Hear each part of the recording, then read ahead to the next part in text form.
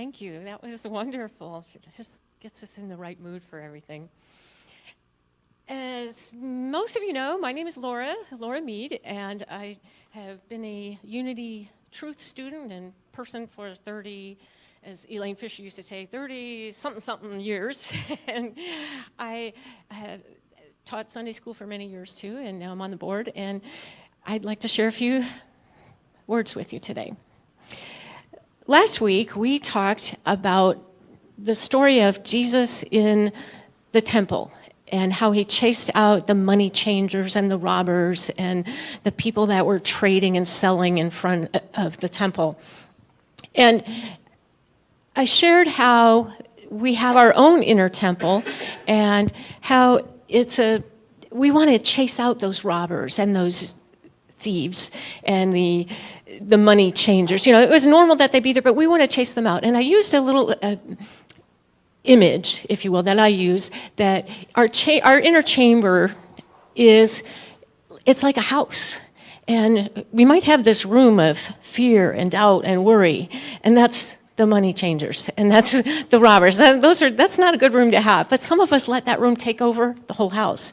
And we forget that we have all these great other rooms in the house. And in Unity, we use the 12 powers, but it could be anything. But know that you have the room of faith, the room of wisdom, the room of strength, the room of imagination. You have all these amazing rooms in your sanctuary that you can have. And so we talked a little bit more about prayer and how we don't pray to this God out there because we are not separate from God, and we cannot be separate from God. God is within us. It's just, are we listening to the money changers and the robbers? Are we in that fear and doubt and worry room of our house? Or are we going into the other rooms of the house to really know God and to feel God? So we kind of went over there. We didn't talk about how we pray for others. And so I want to touch on that a little today, and then we'll talk about how some of the things that Jesus did. I had a couple of situations. I had one that happened many weeks ago when I was working with the kids, and we had extra help that day, so I was able to come into the service and hear the message. And I sat in the back, and so those of you that sit in the back maybe see this more often. But Reverend Brenda was giving one of her amazing, thought-provoking, insightful talks, and there were people crying in their seats, and I just felt like, oh my gosh, they're hurting so badly. What can I do? How can I help that person? And then this week, a friend of mine is going through a health challenge, and he found out that the medical world doesn't have any more solutions for him.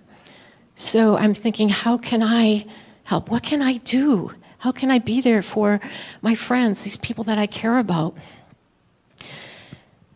My first thought was to go to my old way of thinking, to say, please, God, please, make them whole, make them better, take away their pain. Please, God, show me what I need to do. But then I realized, I don't believe that. I don't believe in that God up on a cloud. And I don't believe that I can change God. You know, who am I to say, hey, God, you know what? You're not doing your job. Get on the stick. My friend is hurting. Get over here and make them better. Heal them. Make them whole. Show me what to do. You're not doing your job. I can't change God. And God isn't out there. God is in here. And I might think that I can change that other person who is hurting, but how does that work? Have you ever tried doing that? You can't change the other person. I need my glasses here. Give me a second. We have some Unity authors that give us a little insight on that. They're Mary Alice and Richard Jafala, and I hope I'm saying their last name right, but they're well known. Lots of Unity curriculum from them, and a lot of books and articles. And what they say is, first, let's recognize that when we feel the need to pray for someone, the real need is not to change this person, although it might seem that way. The need is to change our own thinking, our own perspective regarding that individual. Trying to change someone else is fruitless, as we have all discovered. This is our biggest hurdle if we really intend to be of help. We have to recognize that each soul needs to experience whatever it requires for its own enlightenment, its own growth. There is no way any of us can possibly ever know what the soul needs of another person, no matter how close that person is to us. They go on to say that if we know the person well, we can try to help them know that God is in the midst. But we can't convince that other person that God is in the midst unless we believe it ourselves. And so how do we get to that point where we believe it ourselves, where we finally stop praying to this God out on the cloud and we know it in our heart and we know it? It's by hanging out in those other rooms in our temple. It's by hanging out in that room of faith and knowing what that feels like and what that looks like. It's by going into that room of imagination where all those divine ideas are. It's going into that room of wisdom. And guess what? That's where the instruction manual is. Who knew, you know? We never go in there. We never hang out in all these really amazing rooms because we're hanging out in that fear and doubt and worry room so much. And we let that room take over our world. As I was picturing these different rooms, it's like that fear and doubt and worry room is like having a house full of toilets. You know, who needs that? Who needs that? You know, you don't want all that crap in your life, you know? You don't need that. Let's focus on all those other amazing gifts that we have. So that was we have the old way of praying, we have the new way of praying, and a new way of acting, and I have one other thing here. It still didn't tell me what can I do. You know, it's like I can see the person. I know the person is whole and free. And I know that person is perfect just the way God made that person. I know that person will know exactly what to do at the right time and the right place. I can know that because I've hung out in those positive rooms and I know what it feels like. And it's just so amazing. It's so fun. You know, who knew it could be so much fun? And if you get out of the fear and doubt and you get into all the amazing good in your life. So what do you do to help the other person? There are some song lyrics, and I'm sure Nina knows these, by Karen Drucker. And one of her songs is called "You Are Healed." And the refrain is, all I can pray for you, all I can say to you, all I can know for you is that you are healed. I feel so lost and helpless, I don't know what to do. I want to take your pain away, though I know I can't rescue you. So I will listen, I will love, I will laugh with you and be there to hold your hand and gently remind you that you're doing the best you can. You've got courage to walk through the darkness, trust and faith to help calm your fears. Feel your angels, they're always around you. They're just whispering in your ear. Those are really powerful words, a powerful song to hear. And it gave me thoughts like, okay, I can do that. I can listen. I can love. I can laugh. I can hold their hand. I can walk with them. I can't go through their journey for them, but I can be there. And guess what? Jesus went through a journey too, and he knows what it was like. And he has given us a great example of how to go through our journey, our transformation, how to overcome our challenges. In the story of Easter, there's a portion where Jesus and his disciples are in Jerusalem. I'm going to get to Jerusalem here. And they're getting ready for the Passover. And the Passover is a Jewish celebration, a Hebrew celebration of when God was talking to Moses and said, hey, you know what, I'm this really angry and vengeful God, and I'm going to kill all the firstborn, and except for you guys, if you have this sacrificial lamb and put this blood on these houses. I'll skip over you because you're special and will pass over you and you will be saved. And I hope I didn't offend anybody by the way I said that. So it's celebration of being passed over, of being special. And so Jesus and his disciples were celebrating the Passover. Then came the day of the unleavened bread, on which the Passover lamb had to be sacrificed. So Jesus sent Peter and John, saying, "Go and prepare the Passover for us, that we may eat it." They said to him, "Where will you have us prepare it?" He said, "Behold, when you have entered the city, a man carrying a jar of water will meet you. Follow him into the house which he enters, and tell the householder, 'The teacher says to you, where is the guest room where I am to eat the Passover with my disciples?' And he will show you a large upper room, furnished, and there make it ready." And they went and found it just as they had told him, and they prepared the Passover. So for me, Jesus is saying, look, I know we're going through this journey, but there's still a lot of good things. Just have faith that everything's going to be okay.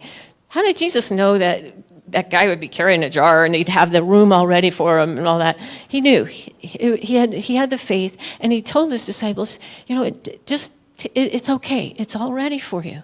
These steps are going to be okay. So that's the first part, is getting ready for the Passover. And then we have the Last Supper, where Jesus is breaking bread with his friends. And he's really happy to be with his friends. And when the hour came, he sat at a table and the apostles with him. And he said to them, "I have earnestly desired to eat this Passover with you before I suffer. For I tell you, I shall not eat it until it is fulfilled in the kingdom of God." And he took a cup, and when he had given thanks, and notice that he's always giving thanks. That's kind of a important thing. "Take this and divide it among yourselves. For I tell you, from now on, I shall not drink of the fruit of the vine until the kingdom of God comes." And he took bread, and when he had given thanks, he broke it and gave it to them, saying, "This is my body, which is given for you. Do this in remembrance of me." And likewise the cup after supper, saying, "This cup which is poured out for you is the new covenant in my blood." And then he talks about someone is going to betray him. He says, "Behold, the hand of him who betrays me is with me on the table." And then the disciples were all saying, "Well, who is it? Who is it? Is it I?" And Jesus didn't answer. And then they started getting into a dispute over who's the greatest, who's the best disciple, who's the best person. And at that time, let me back up a little bit. So we talked about the faith, and let's talk a little bit about the Last Supper. As you know, there's a lot of religious beliefs about that story and what it symbolizes and what it means. And I think I'll allow other people to really dig into that some more, because the way I just see it is that Jesus is saying, "You're my friends, you're my people, and I want to share this time with you. This is a really tough time for me. I want to break bread together. I want to share this meal. And remember me. I'll always be with you. So take this bread, take this wine, and remember me when you have meals together. And I am always with you."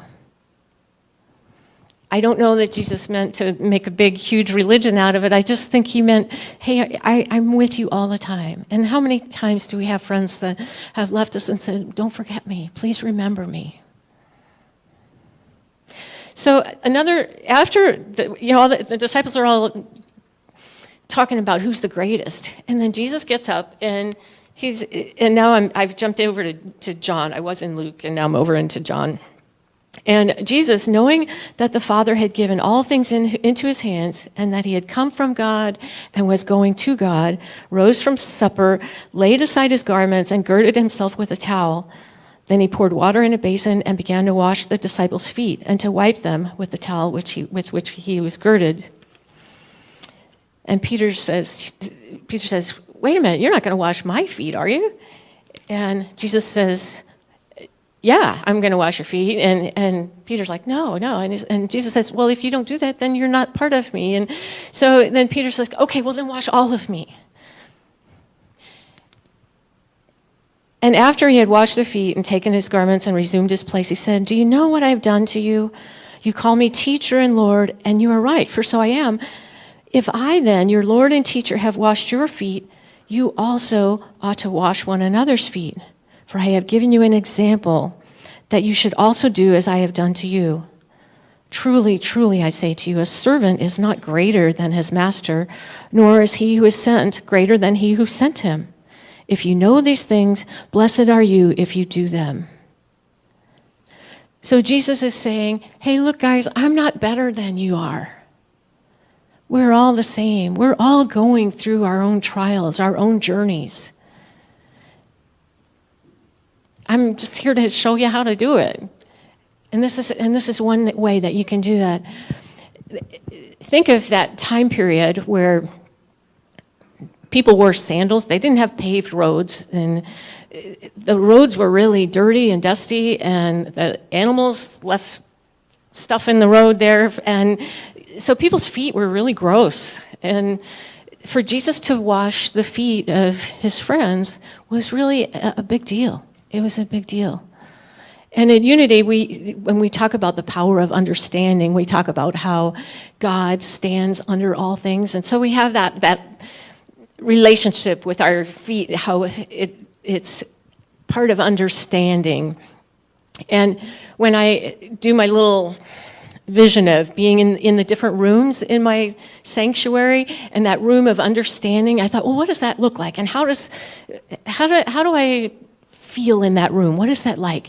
And in my head, I thought, well, you know what? It's like walking into a room full of fog or steam, and you can't see anything. But once you're in that room, the fog clears. Or it's like taking a cloth and wiping the mirror off, and then all of a sudden you can see clearly. And so when you're in that understanding room, everything becomes clear. Everything comes into focus, and it makes sense. So that understanding, Jesus is wiping away all the mud and the muck and the dirt and helping us to understand that we're all one, that we're all together on our journey.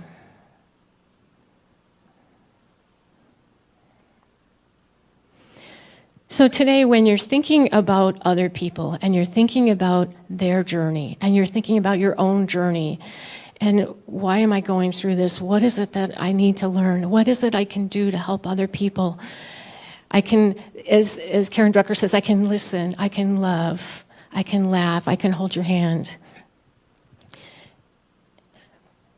When we go through our journey, sometimes it's easy. Sometimes we can just go into those other rooms and say, oh yeah, I forgot I am whole, I'm healed. I forgot that I have that room of wisdom, and now I know what to do. I forgot that I have these divine ideas. I forgot I had that. So sometimes it's just simple of spending time in your own sanctuary, in your own special God rooms. And sometimes the challenge is more difficult than that. And that's when, and you'll have to forgive me, I'm going to my kids' stories where we have great concepts that are condensed down to help children understand. Some of the journeys we go through are like being the caterpillar. You know, we're the caterpillar, and we feel something's not right, and something bad is going to happen. I feel change coming. I don't like change. I don't want to change. This is horrible. Or it's the acorn. I feel something bad is coming up. I don't know what I'm going to do. You know, I have change, and I don't like to be transformed. I don't want this change. And we're living in fear. We're living in that doubt. And it's really something greater that's in store for us, something more beautiful. That caterpillar will become a butterfly. That acorn will become an oak tree. And that transformation is so different, we can't even conceive of it. It's like, well, what does it look like? What am I going to be? You know, I have this tough time right now. What does it look like when the change is over, and it can be so much better. And we just have to have faith. We have to trust that we're going there. So let's get still for a minute.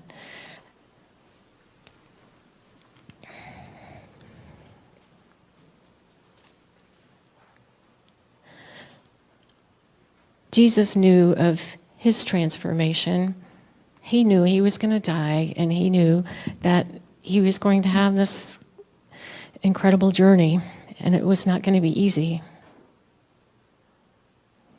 And he showed us not to hang out in that fear and doubt room,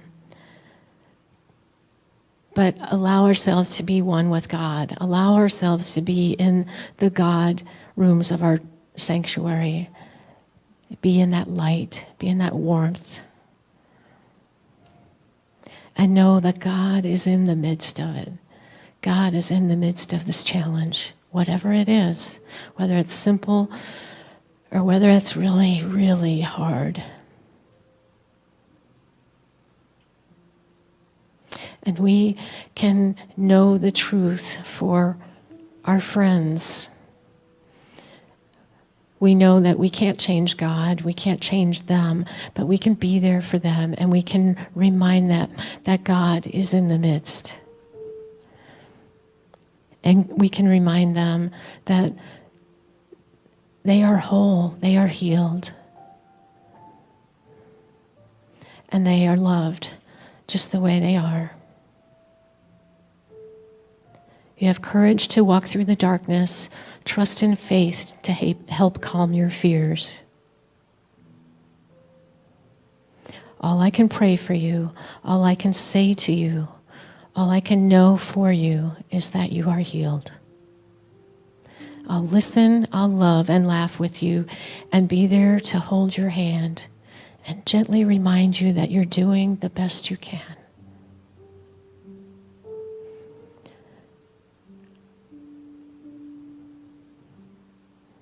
God is in the midst of us.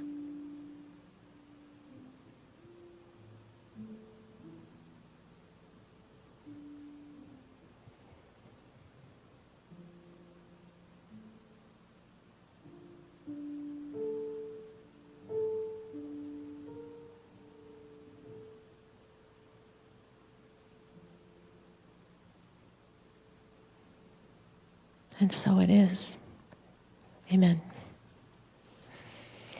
And now I'm going to invite Chris back up here to help us with the offertory and all that other good stuff.